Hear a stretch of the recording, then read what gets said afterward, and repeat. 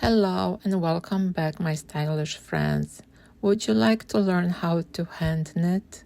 First thing you need to learn is how to cast on stitches. Knitting is less popular. I think right now the crochet is more popular because it's faster and it's a little bit easier. But I love hand knitting equally to crochet. And I want to show you today how to do cast on using the basic long-tailed cast on.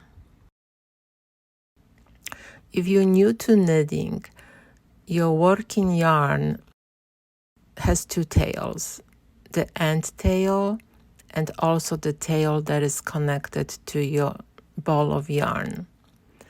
If you want to make a long tail cast on, first prepare the long tail. It should be 3 times longer than the final cast on measurement for your project. To start this, pick up the working yarn with your index finger and long tail yarn wrapped around your thumb. This will create a slingshot look-like triangle. Once you have that, place your needle behind the top yarn between your thumb and index finger and pull slightly to the right. Scoop the yarn from outside of the thumb, passing the yarn on the other side of your thumb and scoop the yarn from index finger. Once you do that, just tie the stitch on your needle and you can repeat the same process.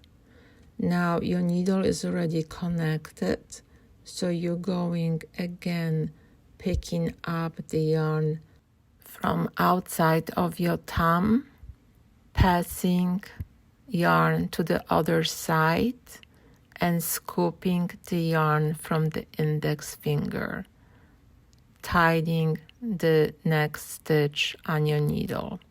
And you will repeat the same process as many times as you need for your project. Casting on creates the first stitches added to your knitting needles before you start to knit. So if your knitting project needs, for example, 20 stitches, you will cast on 20 stitches. Long tail cast on is the best all-purpose cast on because it's stretchy but not too stretchy, and it's firm and flexible at the same time, and it lays flat. There is so many different cast on methods, and this is just one of them.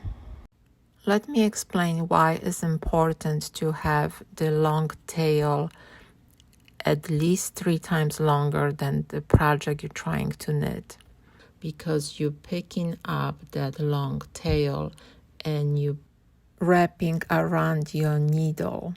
The working yarn tail is just closing that stitch.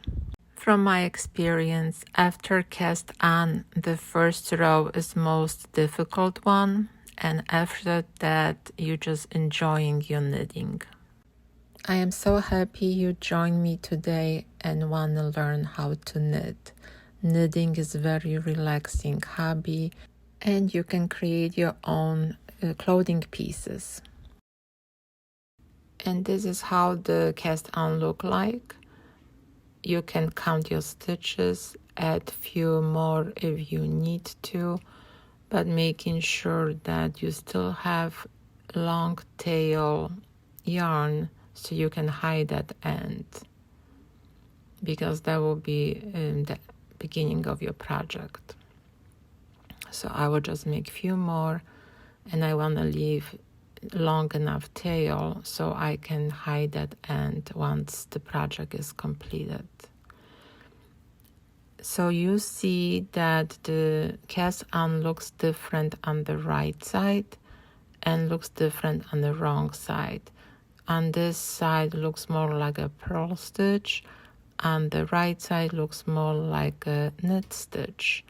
So depending on your project and the stitches you want to use, you will select the right side for you to make the first stitch. Thank you again for knitting with me today, and let me know if you would like to learn anything else. I am here to help. Please give a thumbs up if you like this video and follow for more. Have a great day.